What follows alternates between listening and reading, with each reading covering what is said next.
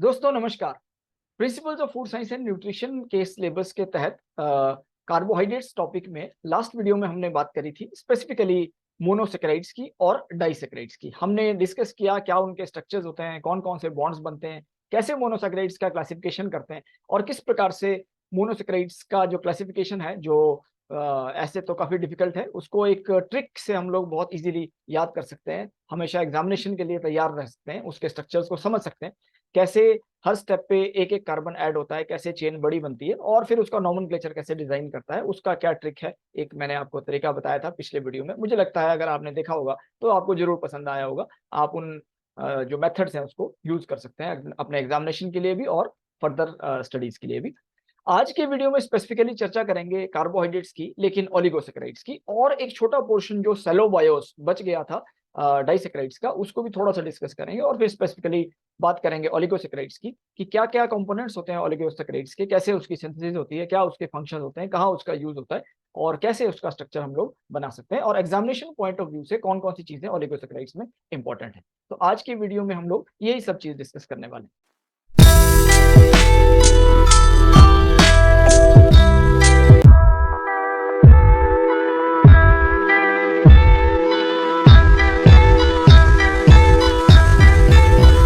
तो दोस्तों मेरा नाम है एस के शर्मा और क्वेश्चन पूछने से कभी मत डरना। लास्ट वीडियो में जो कुछ छोटा पोर्शन रह गया था सेलेबायोस का, उसको चर्चा करते हैं, उस पर चर्चा करते हैं और उसके बाद हम बात करेंगे ओलिगोसेकेराइड्स की आज के इस लेक्चर में। तो दोस्तों डाइसेकेराइड्स में हमने अभी तक कवर किया था सुक्रोज, माल्टोज और लैक्टोज, और एक चौथा डाइसेकेराइड्स जो बच गया था सिलेबस के हिसाब से, दैट इज सेलोबायोस। सो सेलोबायोस बेसिकली क्या होता है इसके बारे में थोड़ी चर्चा करते हैं। हमने लास्ट टाइम माल्टोज देखा था और माल्टोज में हमने देखा था कि अल्फा डी ग्लूकोज यूनिट्स, दो alpha D glucose units combine होते हैं और फिर वाटर रिलीज हो जाता है और फिर माल्टोज उसमें बन जाता है। और ठीक उसी के जैसा है सेलोबायोस, फर्क सिर्फ इतना है कि उसमें अल्फा डी ग्लूकोज की जगह दोनों यूनिट्स जो है वो बीटा डी ग्लूकोज के। सो माल्टोज में दोनों यूनिट्स अल्फा डी ग्लूकोज के थे और इसमें दोनों यूनिट्स जो है वो बीटा डी ग्लूकोज के, और फिर बीटा 1,4 जो ग्लाइकोसाइडिक लिंकेज है वो उसमें बनता है और एक वाटर रिलीज हो जाता है। जैसे कि सिंथेसिस रिएक्शन में हमने डाइसेकेराइड सिंथेसिस में सारे के सारे सिंथेसिस में ऐसे ही देखा कि सुक्रोज में भी ग्लूकोज फ्रक्टोज सिंथेसाइज करते हैं सुक्रोज को, और फिर लैक्टोज में हमने ग्लूकोज गैलेक्टोज देखा, और फिर माल्टोज में दोनों ग्लूकोज अल्फा डी ग्लूकोज और इसमें बीटा डी ग्लूकोज। तो सेलोबायस में जो मोनो सेकेराइड यूनिट है वो है बीटा डी ग्लूकोज, दोनों यूनिट बीटा डी ग्लूकोज के हैं और बॉन्ड जो बनेगा वो है बीटा 1,4 ग्लाइकोसाइडिक लिंकेज। ये भी एक रिड्यूसिंग शुगर है और बेंडिक सॉल्यूशन में क्लियर ब्लू कलर का कलर देगा और क्लाउडी या रस्टी ब्राउन प्रेसिपिटेट भी दे सकता है। एंजाइमेटिक हाइड्रोलिसिस सेलुलोज का जब हम करते हैं तो हमको कभी सेलोबायोस मिलता है और it is used as an indicator of carbohydrate, indicator carbohydrate in Crohn disease और malabsorption syndrome. So malabsorption syndrome में और कोहन डिजीज में इसको हम लोग यूज करते हैं। दो ग्लूकोज यूनिट रिलीज करेगा, ऑब्वियसली जब दो ग्लूकोज से बनाए तो दो ग्लूकोज यूनिट रिलीज करेगा जब हाइड्रोलिसिस होगी। और सेलोबायोस लिपिड्स आर बायोसर्फेक्टेंट्स, अगर प्रॉपर्टीज की बात करें तो उसको बायोसर्फेक्टेंट्स की तरह यूज करते हैं, नेचुरल डिटर्जेंट्स की तरह यूज करते हैं और फूड, फार्मा और कॉस्मेटिक इंडस्ट्रीज में इसका यूज होता है। तो एक बार फिर से समराइज कर लेते हैं कि डाइसेकेराइड्स में हमने क्या क्या पढ़ा। डाइसेकेराइड्स में हमने 4 डाइसेकेराइड्स पढ़े, सुक्रोज, लैक्टोज, माल्टोज और सेलोबायोस। अगर हम मोनोमर्स की बात करें, मोनोसेकेराइड्स कौन कौन से यूज होते हैं, तो सुक्रोज में अल्फा डी ग्लूकोज और बीटा डी फ्रक्टोज और ग्लूकोज और फ्रक्टोज यूज होता है। लैक्टोज में ग्लूकोज और गैलेक्टोज यूज होता है। ग्लूकोज जो लैक्टोज का है वो अल्फा डी भी हो सकता है और बीटा डी भी हो सकता है, लेकिन गैलेक्टोज हमेशा बीटा डी ही होगा। माल्टोज में अल्फा डी ग्लूकोज और अल्फा डी ग्लूकोज, दोनों यूनिट अल्फा डी ग्लूकोज हैं। और सेलोबायोस में भी दोनों ग्लूकोज हैं लेकिन दोनों यूनिट बीटा डी ग्लूकोज। अगर लिंकेजेस की बात करें तो अल्फा 1 बीटा 2 लिंकेज सुक्रोज में बनता है और alpha 1 of glucose and beta 2 of the sucrose. And lactose में बेसिकली बीटा 1,4 लिंकेज है, अल्फा 1,4 माल्टोज में है और बीटा 1,4 सेलोबायोस में। तो ये लिंकेजेस कभी कभी याद रखने के लिए जरूरी होते हैं, एग्जामिनेशन में कभी पूछा जा सकता है। ये रिड्यूसिंग शुगर है कि नहीं है, सारे के सारे रिड्यूसिंग है सिवाय सुक्रोज के, सुक्रोज नॉन रिड्यूसिंग है, बाकी सारे के सारे रिड्यूसिंग है। और जब नॉन रिड्यूसिंग है तो बेंडिक टेक्स्ट के साथ ये कलर नहीं देता है, लेकिन दूसरे सब रिड्यूसिंग है तो बेंडिक टेक्स्ट में कलर दे देंगे। यूजेस इसके देखें या एप्लीकेशन कहाँ है, तो बेसिकली शुगर का तो केन शुगर से हमको मिलता है बेसिकली सुक्रोज, और milk sugar lactose, malt sugar maltose, और सर्फेक्टेंट डिटर्जेंट की तरह सेलोबायोस को हम लोग यूज करते हैं। सेलुलोज से हमको मिलता है सेलोबायोस। और बिवरेज इंडस्ट्रीज में, फूड इंडस्ट्री में सुक्रोज यूज होता है, डेयरी इंडस्ट्री में लैक्टोज यूज होता है, alcoholic beverage in fact food supplements में माल्टोज यूज होता है, फूड फार्मा कॉस्मेटिक्स में सैलोबायोस का भी एप्लीकेशन है, सैलोबायोस कुछ कम हद तक यूज होता है, लेकिन सुक्रोज, लैक्टोज, माल्टोज खूब यूज होते हैं। तो इस प्रकार से ये 4 डाइसेक्राइड्स थे जो हमको कवर करने थे, और इन चारों का स्ट्रक्चर्स थोड़ा थोड़ा आप दिमाग में रखेंगे, क्या क्या इसके मोनोसेक्राइड यूनिट्स हैं और कौन कौन से बॉन्ड से ये बनते हैं। इतना ही अगर याद रख लेंगे तो एग्जामिनेशन के लिए सफिशिएंट है। मैं समझता हूँ आपको ये क्लियर हो गया होगा। तो अब चलते हैं कि ओलिगोसेक्राइड्स क्या होते हैं। तो जैसा कि हमने फर्स्ट लेक्चर कार्बोहाइड्रेट का जो है उसमें पढ़ा था कि oligo means few, more than two, oligo means few and sacchar means sugar. तो जिसमें फ्यू सेक्राइड यूनिट्स होंगे, फ्यू मोनोसेक्राइड यूनिट्स होंगे, so that is called as the oligosaccharide. और saccharide form by polymerization of n number of monosaccharides and eliminating n-1 water molecule. देखो, दो के साथ जब दो मोनोसेक्राइड्स कंबाइन होते हैं तो एक वाटर मॉलिक्यूल रिलीज होता है, 3 कंबाइन होंगे तो 2 निकलेंगे, 4 कंबाइन होंगे तो 3 निकलेंगे, यानी n-1 हमेशा निकलेंगे। जितने मोनोसेक्राइड यूनिट्स हैं उससे एक कम वाटर मॉलिक्यूल रिलीज होगा इस सिंथेसिस प्रोसेस में। तो अगर n is equal to 3 to 10 है तो n-1 वाटर मॉलिक्यूल, जितना भी n होगा उसके कॉरस्पॉन्डिंग हमको इतने वाटर मॉलिक्यूल रिलीज होंगे during the process of the formation of these oligosaccharides. इनके बेसिकली जो फंक्शंस हैं, सेल रिकॉग्निशन, सेल एडिशन, 2 प्रकार के फंक्शंस हैं। हम लोग आगे डिस्कस करेंगे कि कहां कहां पे और कैसे कैसे ये फंक्शंस होते हैं। और it is normally present in the form of glycans. और ग्लाइकान जो oligosaccharide chain linked to lipid और the protein by a nitrogen और an oxygen linked glycosidic bond.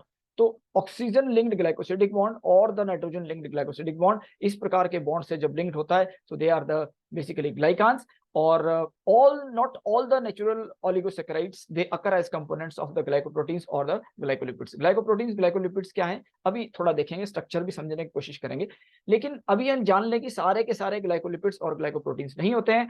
Reno series this occurs as a storage और the transport carbohydrate, storage और transportation का काम करती है प्लांट्स में। एंड माल्टोडेक्स्ट्रीन्स एंड सेलोडेक्स्ट्रीन्स, तो जब ग्लाइकोजन का ब्रेकडाउन, स्टार्च का ब्रेकडाउन होता है तो हमको माल्टोडेक्स्ट्रीन मिलता है, और जब सेलुलोज का ब्रेकडाउन होता है तो सेलोडेक्स्ट्रीन मिलते हैं। डेक्स्ट्रीन्स ऐसे ओलिगोसेक्राइड यूनिट्स होते हैं जो कि जिसमें कि 2 से ज्यादा लंबी चेन हो सकती है, 3 भी हो सकती है, 4 भी हो सकती है, and it is obtained by the breakdown of the larger polysaccharides, जिसमें बहुत सारे कार्बन लंबी पॉलीमेरिक चेन्स होती हैं। तो उसमें से जब ब्रेकडाउन होता है then the dextrin they are release. तो स्टार्च से रिलीज होता है माल्टोडेक्स्ट्रीन और सेलुलोज से रिलीज होता है द सेलोडेक्स्ट्रीन। तो बात कर लेते हैं ओलिगोसेक्राइड्स की। जैसा हमने अभी देखा था कि नाइट्रोजन लिंक्ड ओलिगो चेन्स कौन सी होती हैं और ऑक्सीजन लिंक्ड ओलिगो चेन्स कौन सी होती हैं। इसमें हमको ये समझना है कि नाइट्रोजन लिंक जब ग्लाइकोसिडिक बॉन्ड्स बनेंगे और ओलिगोसेक्राइड चेन्स आती हैं तो जनरली वो पेंटासेक्राइड्स होते हैं, यानी कि 5 यूनिट मोनोसेक्राइड्स के लिंक्ड होंगे, और लास्ट में वो एक अमीन नाइट्रोजन से लिंक हो जाता है, एस्पार्जिन, कोई भी अमीनो एसिड के साथ लिंक हो जाएगा, जैसे एस्पार्जिन है, और बीटा लिंकेज फॉर्म करता है। आप स्ट्रक्चर में देख सकते हैं कि जो हाइड्रोक्सिल ग्रुप है और वो NH के साथ लिंक हो गया। अगर हम अमीनो एसिड का स्ट्रक्चर देखते हैं तो एक नाइट्रोजन एंड होता है और एक हमारा कार्बोक्सिलिक एसिड एंड होता है, एक अमीन एंड और एक कार्बोक्सिलिक एंड एसिड एंड होता है। तो इस प्रकार से यहाँ पे जो अमीन नाइट्रोजन है उसके साथ इसका लिंकेज बनता है, तो it is nitrogen linked glycosidic bond. ठीक उसी प्रकार से अगर आप राइट हैंड साइड में देखेंगे, so the hydroxyl group of the side chain of the amino acid, कभी अमीनो एसिड की जो साइड चेन होती है उसका हाइड्रोक्सिल ग्रुप है वो लिंक अगर हो जाता है that is the oxygen linked the glycosidic bond. इस प्रकार का ग्लाइकोसिडिक बॉन्ड बनता है। और ओलिगोसेक्राइड के यूनिट्स बहुत सारे हो सकते हैं, लेकिन एंड में जहां पे लिंक उसका अमीनो एसिड से होगा या लिपिड से होगा तो इस प्रकार से हाइड्रोक्सिल ग्रुप या अमीन ग्रुप उसमें पार्टिसिपेट करता है बॉन्ड फॉर्मेशन। थोड़ा और आगे बढ़ते हैं ग्लाइकोलिपिड और ग्लाइकोप्रोटीन्स में। तो जैसा नाम है ग्लाइको और lipid means, glyco means the sugar component, the carbohydrate component, and lipid means the lipid component. Similarly glyco means the carbohydrate component and protein means the protein component. तो दोनों components जब एक साथ कंबाइन होते हैं और एक इस प्रकार का ओलिगोसेक्राइड्स के साथ बाउंड करते हैं, so they are basically the glycolipids. जब लिपिड कंपोनेंट के साथ बाइंड करेगा और इसका function cell recognition function mainly ये परफॉर्म करता है। और ग्लाइकोप्रोटीन्स को जब देखते हैं it perform the addition function. और आप देख सकते हैं कि एक कार्बोहाइड्रेट चेन है जिसमें कि एस्पार्जिन एक अमीनो एसिड है जिसके साथ ये पूरा प्रोटीन चेन लिंक्ड है। तो इस प्रकार से अलग अलग टाइप के लिंकेजेस ओलिगोसेक्राइड्स फॉर्म करते हैं और उसकी फंक्शनैलिटी एनहांस होती है when it forms the glycoproteins और द ग्लाइकोलिपिड्स। तो भाई अब चर्चा करते हैं कि 2 डाइटरी जो हमारे ओलिगोसेक्राइड्स हैं जो बड़े इंपॉर्टेंट आज के दिन में होते जा रहे हैं वो कौन कौन से हैं। सो फ्रक्टो ओलिगोसेक्राइड्स या ओलिगोफ्रक्टोज, ओलिगोफ्रक्टान भी इसको कहते हैं। तो ये एक फर्स्ट ओलिगोसैकेराइड है जिसको हम लोग पढ़ेंगे, फ्रक्टो ओलिगोसैकेराइड। इसको एफओएस भी बोलते हैं, एग्जामिनेशन में कभी क्वेश्चन आता है FOS is the full form of क्या, फ्रक्टो ओलिगोसैकेराइड। तो बेसिकली ओलिगोसैकेराइड, फ्रक्टो ओलिगोसैकेराइड में हमको ये ध्यान देना है कि एक शॉर्ट चेन ऑफ फ्रक्टोज होगी, क्योंकि फ्रक्टो ओलिगोसैकेराइड है तो फ्रक्टोज बहुत सारे होंगे, लेकिन जो टर्मिनल ग्रुप है वो ग्लूकोज होता है। अगर आप स्ट्रक्चर में देखेंगे तो सबसे ऊपर जो है that is the alpha glucose, alpha D glucose सबसे ऊपर स्ट्रक्चर में है, और उसके बाद 2 यूनिट्स फ्रक्टोज के हैं, और राइट हैंड साइड में एक करली ब्रैकेट बना है जिसमें लिखा n, n means n number of this repetition of this chain can be there, and this beta fructose can be repeated n number of time, n will be from 1 to 9, 1 से 9 तक n number of units हो सकते हैं। अगर हम देखेंगे इसमें तो फ्रक्टोज फ्रक्टोज लिंक जो है बन रहा है वो बीटा 2 1 लिंकेज है।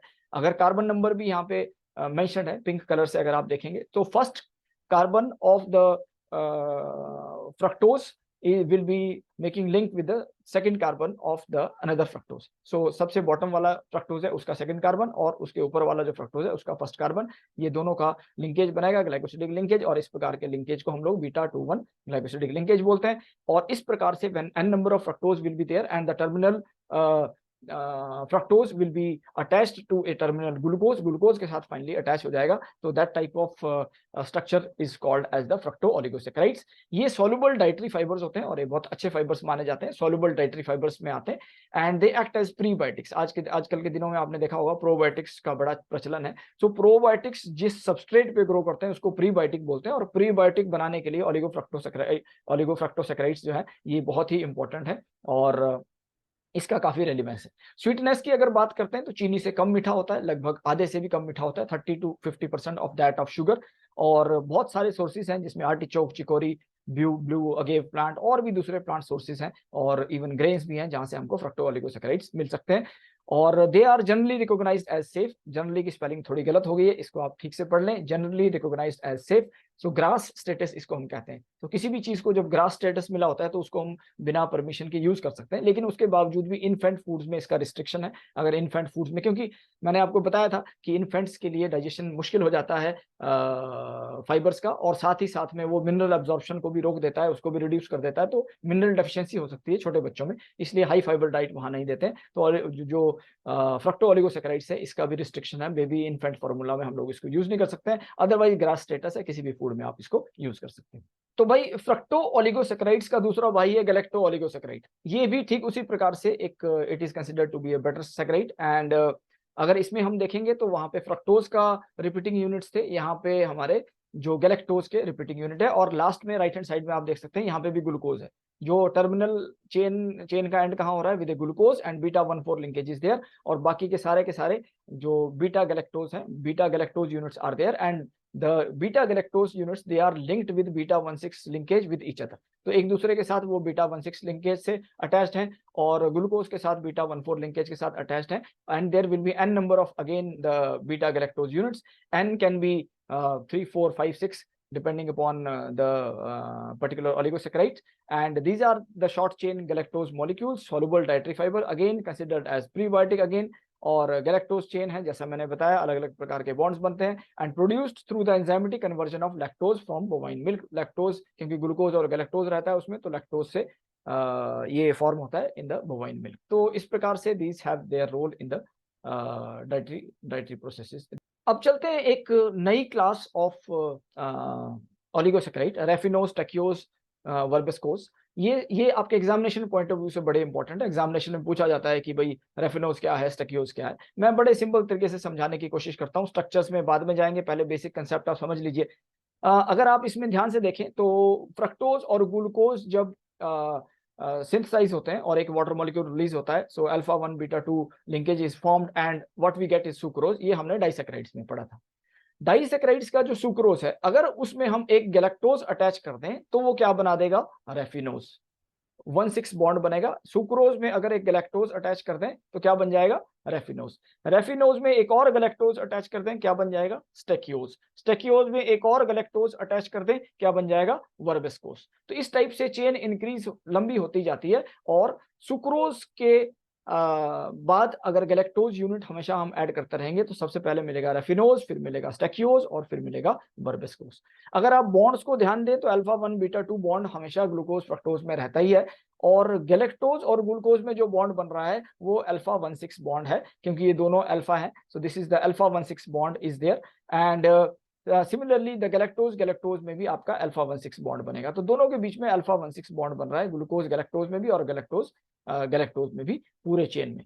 तो अगर हमको रेफिनोज को बोलना होगा तो raffinose is a oligosaccharide which is formed by 1 molecule of glucose, 1 molecule of fructose and then 1 molecule of galactose. वैसे ही अगर हम रेफिनोज को ब्रेक डाउन करेंगे तो हमको क्या मिलेगा, sucrose and galactose, will get sucrose and galactose. ठीक उसी प्रकार से stachyose 1 molecule of fructose, 1 molecule glucose, 2 molecules of galactose, and likewise for verbascose. आप इसको याद रख सकते हैं। अब इसी को ही थोड़ा सा और अच्छे तरीके से समझने की कोशिश करते हैं। सबसे राइट हैंड साइड में अगर आप देख रहे हैं तो सबसे नीचे फ्रक्टोज है, बीटा फ्रक्टोज, और उसके ऊपर है अल्फा ग्लूकोज। अल्फा ग्लूकोज और बीटा फ्रक्टोज में बॉन्ड बना है, alpha 1 glucose beta 2 fructose link बना है, ग्लाइकोसिडिक लिंकेज है, and it forms a sucrose. उसके बाद सुक्रोज का जो कार्बन 6 है और गैलेक्टोज का जो कार्बन 1 है, so it forms 1,6 linkage, galactose glucose linkage, 1,6 linkage, glycosidic linkage.